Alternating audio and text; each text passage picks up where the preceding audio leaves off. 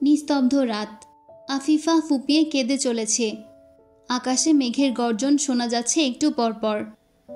আফিফার কলিজা ছিঁড়ে যাবার মতো ব্যথা হচ্ছে। একে তো সে জহিরকে ভীষণ ভালোবাসে, তার ওপর আজকে দেখতে আসা পাত্রকে আফিফার একটুও পছন্দ হয়নি। কেমন কেমন যেন লেগেছে লোকটাকে, শেয়ালের মতো দ্রুত যেন। এত দ্বিধাদ্বন্দ্ব নিয়ে কি একটা নতুন জীবন শুরু করা যায়? আফিফা তো এরকম চায়নি। জহির ভাইয়ের মতো শান্তশিষ্ট নরম মনের একজন মানুষকে চেয়েছে সে। যেই জহির ভাই ছোটবেলায় খেলার সময় মারামারি হলেও চুপচাপ এক কোণে দাঁড়িয়ে থাকত। সবাই যখন খেলতো, জহির ভাই তখনও চুপ করে দাঁড়িয়ে থাকতো এক কোণে। ধ্রুব ভাই সবসময় তাকে টেনে খেলতে নিয়ে যেত। সেই মুহূর্তে জহির ভাই লাজুক ভঙ্গিতে হাসত। খাবার টেবিলে সবার হাজার হাজার আবদারের ভিড়েও জহির ভাই থাকতো নীরব। যাই দেয়া হতো বিনা বাক্য ব্যয়ে খেয়ে উঠে যেত। আফিফার মনে পড়ে আজ অবধি কোনোদিন জহির ভাই মুখ ফুটে কিছু খেতে যায়নি। হয়তো লজ্জা পেত ভীষণ। মামাদের বাসায় থাকছে, এই চক্ষু লজ্জায় জহির ভাই কখনো কারো দিকে তাকিয়ে কথা বলেনি। আদনান ভাই সবসময় ধ্রুব ভাই জহির ভাইয়ের সাথে লেগে যেত ঝগড়া। সবসময় আফিফা দেখেছে ধ্রুব ভাইকে ঢাল হয়ে দাঁড়াতে জহির ভাইয়ের পাশে। মুখচোরা জহির ভাই কেমন বিনীত ভঙ্গিতে চুপ হয়ে থাকত। আফিফার কিশোরী মতো জহির ভাইয়ের এই লাজুকতা, নীরবতা, মুচকি হাসি এসব দেখেই দ্রবীভূত হয়ে গেছে সেই কবেই। ভালোবাসা কি অত হিসেব নিকেশ করে হয় নাকি? আফিফার রুমের দরজায় টোকা পড়ল। চোখ মুছে দরজা খুলতেই দেখল তার মা আদিবা বেগম দাঁড়িয়ে আছে। আফিফা জিজ্ঞেস করার আগেই তিনি বললেন, আজকে তোর সাথে ঘুমাবো। বিয়ে হয়ে গেলে তো মা মেয়ে আর একসাথে শুয়ে গল্প করার সুযোগ পাবো না, তাই চলে এলাম তোর রুমে। আফিফা হেসে উঠল। আফিফা জানে মায়ের ভয় আফিফা ভুলভাল কোনো কাণ্ড করে বসে কিনা তা নিয়ে, এজন্য পাহারা দিতে এসেছেন তিনি আফিফাকে। আদিবা বেগম মেয়ের হাত ধরতেই আফিফা কেঁদে উঠল। মেয়ের এই বুক ভাঙা কান্না দেখে আদিবা বেগমেরও বুক কেঁপে উঠল। ভুল করছেন না তো তিনি? মেয়েকে একটা সুখী জীবন দিতেই তো এই সম্বন্ধে রাজি হয়েছেন। ছেলের অনেক টাকা পয়সা আছে, সব তো ঠিক আছে, তবে মেয়ের এই কান্না কিসের? কি করবেন কিছু বুঝে উঠতে পারছেন না। একবার কি জহিরকে বলে দেখবেন? জহির ছেলেটা তো খারাপ নয়, সব দিক দিয়েই তো ভালো। নিজেদের হাতের উপর বড় হওয়া ছেলে। পর মুহূর্তে মনে পড়ল নিজের কৃতকর্মের কথা। লিলি কি আসিফকে ছেলের বউ করতে রাজি হবে? তিনি তো রাজি হননি। আদনান বিদেশে যেতেই তিনিও তো মত বদলে ফেলেছেন। আদিবা বেগমের মাথায় কাজ করছে না। মেয়েকে নিয়ে শুয়ে পড়লেন। ঘুমাতে ঘুমাতে টের পেলেন মেয়ে অন্যদিকে ফিরে কান্না করছে। বোবা কান্নার ফলে কেঁপে উঠছে সারা শরীর তার। জহির বসে আছে তার রুমের বারান্দায়। নিচতলায় মায়ের রুমের পরের রুমটাই জহিরের। বাহিরে শুল্কপক্ষের চাঁদ উঠেছে। রূপলি আলোয় ভেসে যাচ্ছে চারিদিক। জহিরের ভীষণ মন খারাপ লাগছে। এরকম চাঁদনি রাত হলেই জহিরের মন খারাপ হয়ে থাকে। জহিরের বাবা নাজিমউদ্দিন এরকম এক চাঁদনি রাতেই ইহলোকের মায়া ত্যাগ করে চলে গেছেন পরকালে। স্পষ্ট মনে আছে সব জহিরের। জহিরের তখন 12 বছর বয়স, নয়নার 10 আর জহির 7 বছরের। জহির সেদিনও জানলার পাশে বসে পড়ছিল। বিজ্ঞান বই নিয়ে পড়তে বসেছে জহির। সেই সময় শুনতে পেল বাবা নয়নাকে ব্যাকুল হয়ে ডাকছে। জহিরও ছুটে গেল। 3 দিন ধরেই তার জ্বর ছিল। নয়নার 2 হাত বুকে চেপে ধরে রেখেছিলেন বাবা। জহির আর জাবির যেতেই জহিরকে বললেন, ভাই বোনেরে দেখা রাখো বাবা, আমার যদি কিছু হইয়া যায় মনে রাখো, তুমি সবার মাথার ছাতা হইয়া থাকন লাগবো। তুমি রোদে পুরবা বৃষ্টিতে ভিজবা, তবে মা আর ভাই বোনেরে যেন রোদ বৃষ্টিতে শুইতে না পারে, তাগো যেন কষ্ট না হয়। আমার নয়না মার মাথার উপরে তোমারে বটগাছের লাহান থাকন লাগবো বাবা। মরণের সময় পর্যন্ত মনে রাখো, আমার জীবনের সবচেয়ে আপন, আমার আন্দরের দুলালি, আমার কলিজার টুকরো তোমার বোন আসিল। তারে খুশি রাখতে পারলে মরণের পরেও আমার কোনো কষ্ট থাকবো না। নিজের অজান্তেই জহিরের 2 চোখ ভিজে গেল।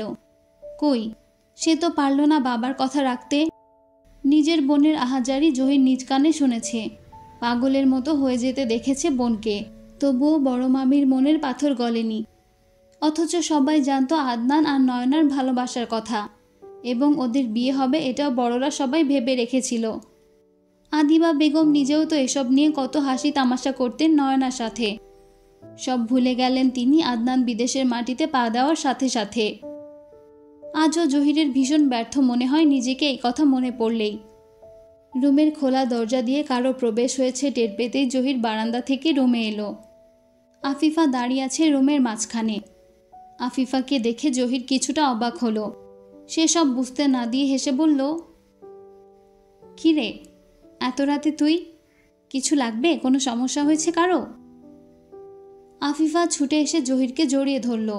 জহিরের বুকে মাথা গুজে কেঁদে উঠল।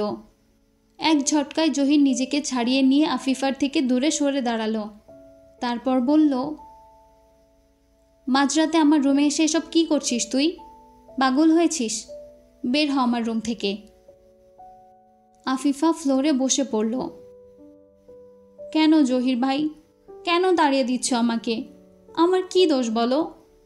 একবার আমাকে ভালোবাসলে কি ক্ষতি হয় তোমার? আমি ভিখারির মতো তোমার কাছে একটু ভালোবাসা ভিক্ষা চাই জহির ভাই। জহির কঠোর স্বরে বলল, দেখ আফিফা, আমার এই ব্যাপারে কখনো কোনো আগ্রহ ছিল না। তোকে আমি কখনো সেভাবে দেখিনি। তাছাড়া আমারও তো মন আছে। আমার মনও তো তোকে চাইতে হবে। আমার মন এরকম কিছু চায় না। তুই আমার মামাতো বোন আছিস, সেটাই থাক। আমার ব্যাপারটা একবার বুঝতে চেষ্টা কর। আমার মনের বিরুদ্ধে তো আমি তোকে ভালোবাসতে পারি না। আফিফা এগিয়ে যেতে নিল জহিরের দিকে। জহির আরও 2 পা পিছিয়ে গিয়ে বলল, খবরদার আফিফা, কাছে আসবি না।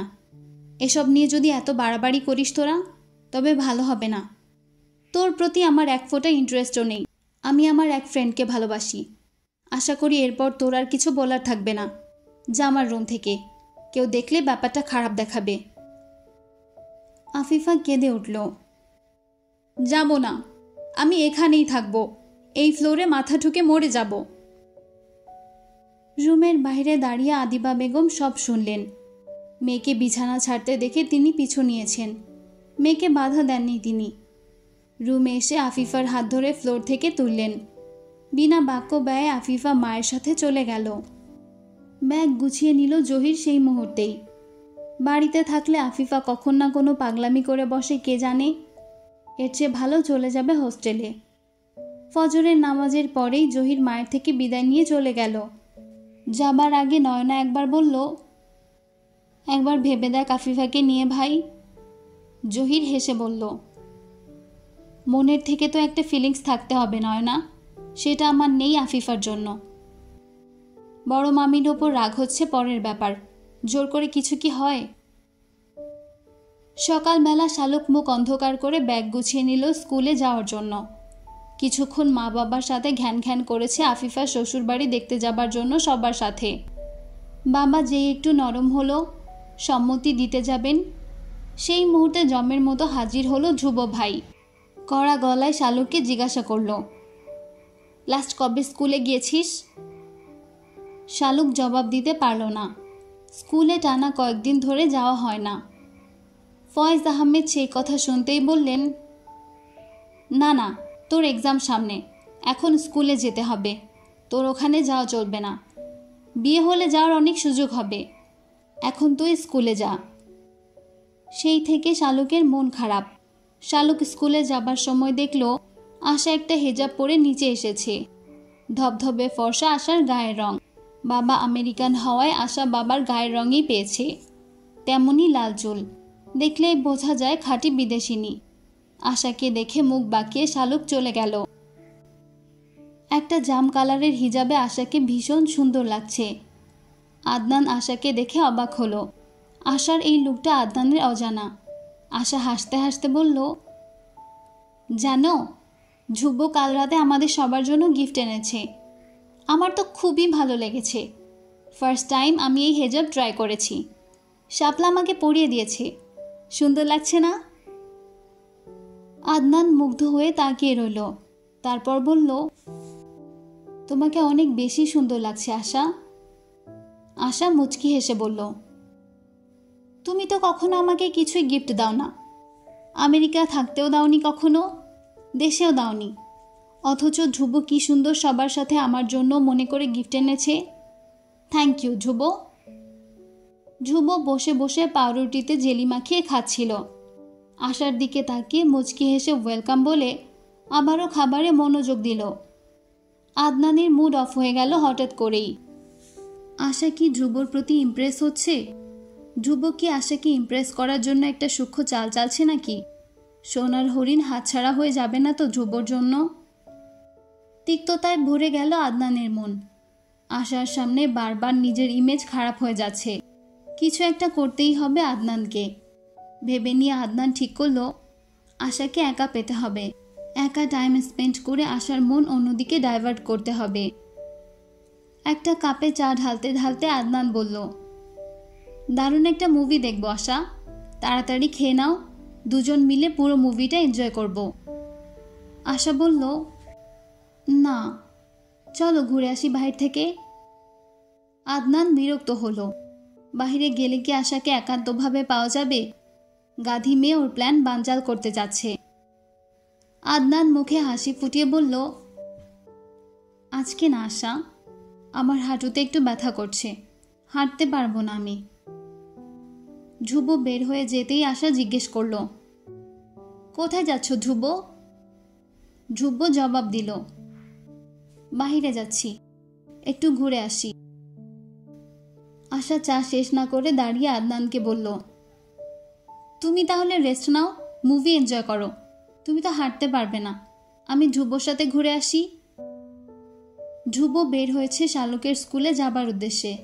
স্কুলে টিচারদের সাথে দেখা করবে আর সেই সাথে শালুককে একটু কড়াকড়ি দেওয়ার জন্য বলে আসবে।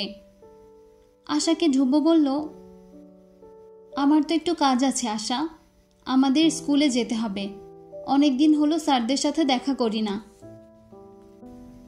আশা আগ্রহী হয়ে বলল, আমার কোনো সমস্যা নেই, আমি ইন্টারেস্টেড তোমাদের স্কুলটা দেখতে। আদনানের কাছে তোমাদের স্কুলের অনেক গল্প শুনেছি, তোমরা সবাই নাকি অনেক ব্রিলিয়ান্ট ছিলে। আদনান কিছু বলার আগেই আশা বের হয়ে গেল ধ্রুবর সাথে। চাইলেও আদনান যেতে পারল না, গেলে তার মিথ্যে ধরা পড়ে যাবে যে। একটা খয়েরি রঙের টি শার্ট আর ট্রাউজার পরে ধ্রুব হাঁটতে লাগলো। আশা কিছুটা পেছন থেকে ধ্রুবকে লক্ষ্য করছে। ধ্রুবর চলাফেরা, কথাবার্তা সবকিছুতে কেমন একটা পুরুষালী ভাব আছে। সেই তুলনায় আদনানকে আশার ন্যাকা মনে হয়। পুরুষ মানুষ হবে সিংহের ন্যায়, সারাক্ষণ কেন সে বিড়ালের মতো চলবে? আদনানকে ব্যাপারটা বলেও আশা বোঝাতে পারেনি। আশা থমকে দাঁড়ালো হঠাৎ করে। সে কি ধ্রুবর উপর দুর্বল হয়ে যাচ্ছে? এরকম তো কত ছেলেকেই আশা দেখেছে। আশার তো এরকম কতগুলো বয়ফ্রেন্ডও আছে আমেরিকায়। কই, তাদের কারো প্রতি তো আশা এভাবে ইমপ্রেস হয়নি। তবে ধ্রুবকে নিয়ে আশা ভাবছে কেন? ধ্রুব সবকিছু আশার এত ভালো লাগছে কেন? শেষ ক্লাসের স্যার এসে শালুককে বলল, ধ্রুব এসেছে আজ স্কুলে, ছেলেটা ভীষণ ট্যালেন্ট। তোমার ফ্যামিলির সবাই তো আমাদের হাতে মানুষ, সবাই তো মেধাবী শালুক, তুমি এমন কেন পড়ালেখায়? ধ্রুব হেড স্যার সহ আমরা যতজন তোমার ক্লাস নেই সবাইকে বিশেষভাবে বলে গেছে তোমাকে যাতে একটু কড়াকড়ি দেওয়া হয় পড়াশোনার জন্য। শালুক দাঁত কিড়মিড়িয়ে মনে মনে বলল, তোর মাথায় 100 টাকা খাগুমুতু করুক দাঁড় ছেঁড়া ধ্রুব, আজকে যদি তোকে একটা কঠিন শাস্তি না দিচ্ছি তবে দেখিস। বিকেলে শালুকের টিচার এলো শালুককে পড়াতে। শালুকের মনে হলো কেউ যেন ওর কলিজাটা কেটে ফালা ফালা করে দিচ্ছে। শালুকের রুমে গিয়ে ধ্রুব পলককে বসতে বলল। তারপর শালুক ভোতা মুখ করে নিজের চেয়ার টেনে পড়তে বসল। পলক কুশলাদি জিজ্ঞাসা করে বলল, তোমার সিলেবাস দাও আমাকে, সিলেবাসের কতটুকু শেষ করেছো তুমি আগে সেটা দেখাও। শালুক সিলেবাস বের করে দিল। ঝকঝকে তকতকে সিলেবাস দেখে পলাশ শালুকের দিকে তাকালো। তারপর বলল, সিলেবাসটা একেবারে নতুন দেখছি, মনে হচ্ছে আজকেই ছাপা হয়েছে। তুমি কি এর আগে কখনো সিলেবাস ছুঁয়েও দেখনি? শালুক বিরক্ত হয়ে বলল, এসব ছোঁয়াছুঁয়ির মধ্যে শালুক নেই, বুঝলেন স্যার? সিলেবাস ধরে কি করব আমি আজীবন এদিক সেদিক তাকিয়ে এক্সাম দিয়ে পাশ করে এসেছি, এসব মেহনত করা আমার পক্ষে সম্ভব না। পলক হতভম্ব হলো শালুকের এরকম জবাব শুনে। শালুক ষড়যন্ত্রের ভঙ্গিতে এগিয়ে গিয়ে বলল, আপনার সাথে একটা ডিল করি স্যার। যেই 1 ঘন্টা আপনি আমাকে পড়ানোর কথা, সে 1 ঘন্টা আপনি এসে আপনার ফোনে সময় কাটাবেন। ফোন টিপেন, চ্যাটিং করেন, কানে হেডফোন লাগিয়ে গান শুনেন, কোনো সমস্যা নেই। আমিও আমার মতো বসে খাতায় আঁকিবুকি করি। আপনারও শান্তি, আমারও শান্তি, কেউ জানবে না কিছু। আমি এমনিতেই পরীক্ষায় খারাপ করব, এটা আমাদের বাসার সবাই জানে। আমাদের ছোট যে নিধি আছে, সেও জানে এটা। মতির মা আছে না, সেও আমাকে নিয়ে ভবিষ্যৎবাণী করে রেখেছে। তাই আপনার বদনাম হবার কোনো চান্স নেই। মাস শেষে আপনি বেতন পেয়ে যাবেন। এরকম সুযোগ কি আর আসবে স্যার? এরকম অপরচুনিটি আপনাকে আর কেউ দিবে না। বলেন রাজি কি না? পলক ঘামতে শুরু করলো শালুকের কথা শুনে। এরকম স্টুডেন্ট কেউ পেয়েছে কিনা পলকের জানা নেই।